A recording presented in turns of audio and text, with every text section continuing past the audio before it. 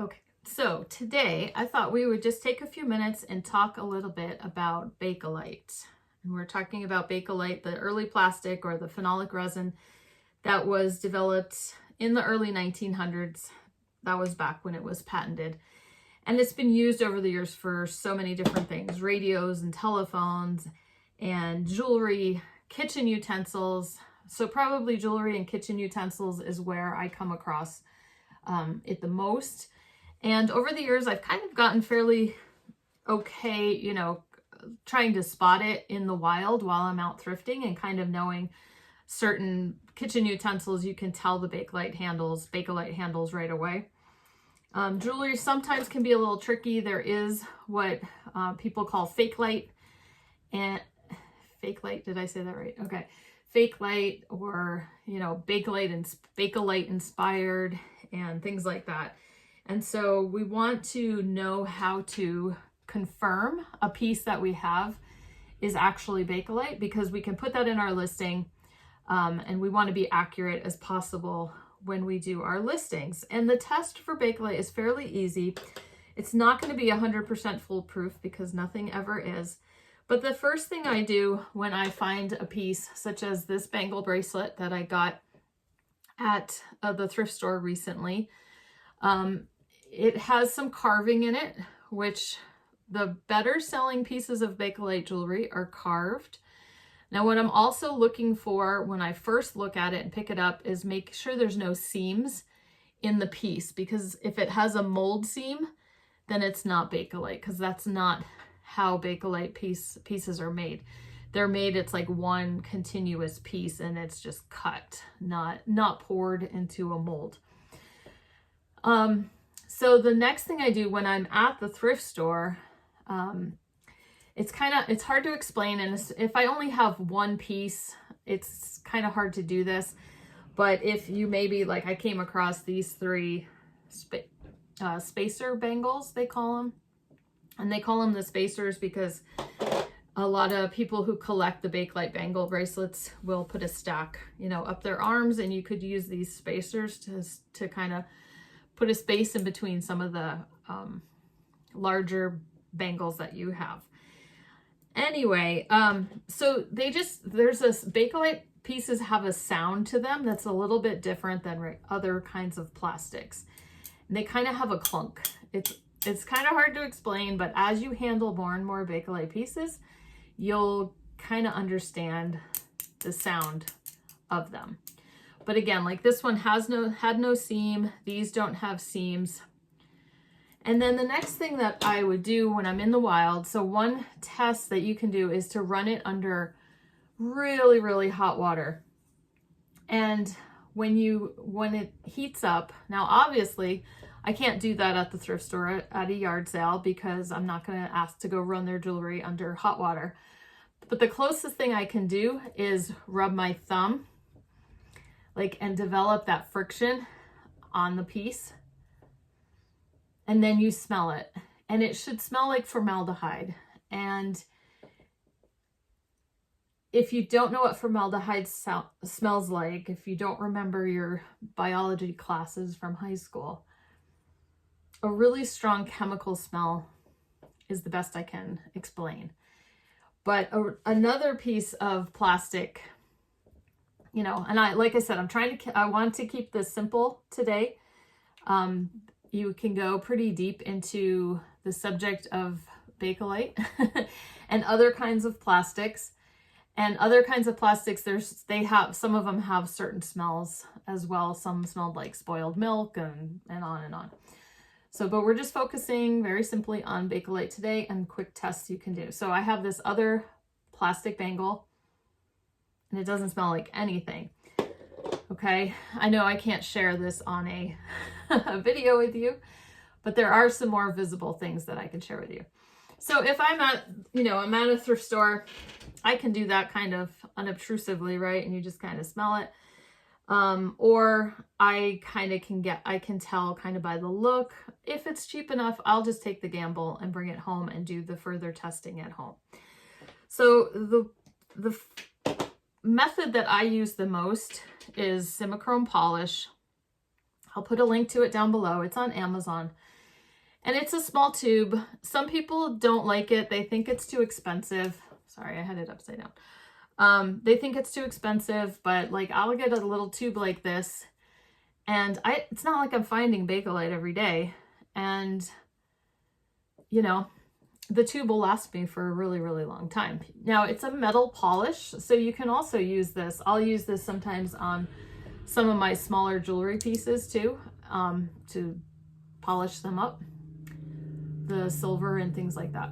So it's very useful, and it's like $10, $15 or something like that on Amazon, and it lasts for a really long time. I think you can also get it locally in some states, maybe like at a car, like an automotive parts place for the, like where they have the metal polishes.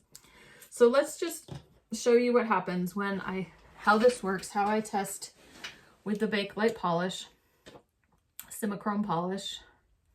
And then I'm going to share, there's a couple other methods that could also work if you don't have the Simichrome and you want to try it sooner. There's some other things you might have in your house that could also work. Okay, so we've got this little tube, right? I've got a Q-tip. Now the polish, when it comes out, is pink. And let me try to get, okay, there we go. If you can tell that that's pink. And then what I'm gonna do is I'm just going to rub it right on here like this, kind of get a good reading. And then you might not even have to do it that long. You can see that the pink has turned to this yellow color. Okay, I hope that's showing up in the camera good enough for you. And then I usually have like a Kleenex or something and kind of wipe it off pretty quickly.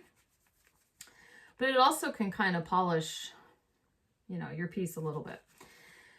Now the reason this works is, I was just reading about this, but the reason it works is that it gives off, like, as a Bakelite piece ages, it gives off that phenolic, like a phenol formaldehyde, which is why it smells like that. So as it ages, it's giving that off. And so when you use this or some of the other methods that I showed you, it's just lifting some of that like patination off the piece. And that patination is this yellow kind of tobacco colored result. Now, if we look at this other bangle bracelet I have, this one, when I got it, I wasn't sure. The style and age of it was just kind of different than anything I had seen for a Bakelite bangle before. So I wasn't positive, but if we do the same test again, okay, on this one, and we do the rubbing right on it, and this one, the yellow actually is even a little bit brighter and stronger that the pink turns to. Okay, so now let's take the one that's not. I already know it's not. Sorry to have a spoiler alert, but this one I didn't even suppose it was. I think it didn't have a seam, and it's like two different colors. So I think I did test it when I got it just in case, but when I had, you know, the feel of it is just different. And like I said, it has no smell. So we've got just the pink, and we're rubbing it on here. And it's still pink. Okay, can we tell the difference? Hopefully, like I said, hopefully that color picks up for you. I've also read that red and black pieces, like this red one actually reacted pretty well, but red and black can be they can be the hardest. So that's why I said this isn't 100% foolproof, because nothing really is. So black and red pieces often won't test with these like type of chemicals. So possibly the patination process on them is just a little bit different of their colors. So sometimes what happens too is you have to be careful. Something might give off a false positive because it's got cigarette smoke, like it's been in cigarette smoke, or if you're testing a yellow, like right before I had grabbed just a yellow regular plastic bangle, and when I was testing it, it was coming up with a little bit yellow, but it's not a Bakelite piece. And so that could just be the dye coming off. So you want to keep that in mind as well. Now, I had been reading a lot before I had gotten into Simichrome years ago. Most people I had heard used the regular Formula 409. So like not the lemon one, we want just the plain one. So let's try that again with the Formula 409. Maybe we'll try it on the red piece. So I sprayed some into a bowl just so I can dip another Q-tip into there. So I'm just gonna get the Q-tip a little wet with the 409.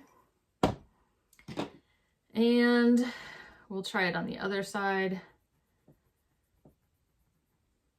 And whoo, that's quite the reaction. You can almost see that even clearer. But let me wipe that off and wipe it off on the other side. But then, okay, here's my little bowl. Let's try it on this one. I'm trying to find a spot I haven't really been messing with. Okay, we'll try it on here. And it's a little bit fainter. You can still see the yellow, but it's a little bit fainter than the Simichrome on this one. On the red one, they were both pretty bright. Okay, so 409, if you happen to have that, could be an option to use as well. And the other one that you could use is baking soda and water. So I just kind of put some baking soda in a bowl. At first I had too much water and I wasn't getting any kind of reaction at all. It was like too runny. And so then I made it a little more like a paste. So it's definitely a little messier. Like the stuff just kind of, and hopefully my water didn't evaporate too much while I was setting up the video. But here's the red one again. So, but it just kind of makes, it's a little messier, right? And it makes, we get a reaction. So that can work. So that could just be, you don't have to go out necessarily and buy anything. Now earlier when I had tried it on this one, not as strong of a reaction. So this red one is just kind of working really well for us. Okay, so anyway, now I talked about that purse yesterday and I thought, let me just try it with the Simichrome. And this one, it was interesting when I tried it earlier. I was getting a reaction, but I was also getting, I think, some of the dye off. So it's lined on the inside. But anyway, I'll try it again out here. And when I first did it, I was, okay, so now I'm getting a reaction, a little bit harder to see on the camera. But when I first did it, I was definitely getting some of the red off of there too. Here's some more kind of reaction to it. So very interesting, but if you come across kitchen, I don't know, what do you call it? Kitchen utensils and things like that, you can definitely use maybe something that you already have in your house just to double check until you get a better feel for what Bakelite is like. So some people are, like I said, I keep saying like I said, but I made this video a couple times and I kept deleting it. So it might have been in the other video that I said it. But some people do not like Simichrome. They think it's expensive. I read somebody preferred turtle wax chrome polish. Another one said just straight ammonia, because a lot of these cleaners, the reason they're working is the ammonia in them. And so if you just want to use straight ammonia, it's even cheaper to do that. But maybe also do it in an area, you know, of the jewelry that's maybe not going to be showing quite as much. And be sure to wash it and rinse off whatever chemical you are using. Rinse it off pretty quickly, clean that off. So I hope that covered everything. We talked about the fact that if you just take a quick look at it and there's no seams, that's a good start. You'll start to get a feel for like the sound of it when you handle it, the weight of it. It's a little bit heavier than some of the other early plastics. You can smell it maybe when you're out in the wild, and if you get that chemical formaldehyde smell, that could be a sign. And then what I do is I list it, and a lot of times in my listing pictures, I show a picture of the Q-tip and how it reacted, because collectors know what that means, right? And that's, you can say it was tested and things like that, because like I said, there's Bakelite, there's fake things out there, there's imitation pieces that are not necessarily vintage. And we want to be accurate in what we're listing. Anyway, I hope that helps, and I will see you later on with some more finds that I found in an estate sale.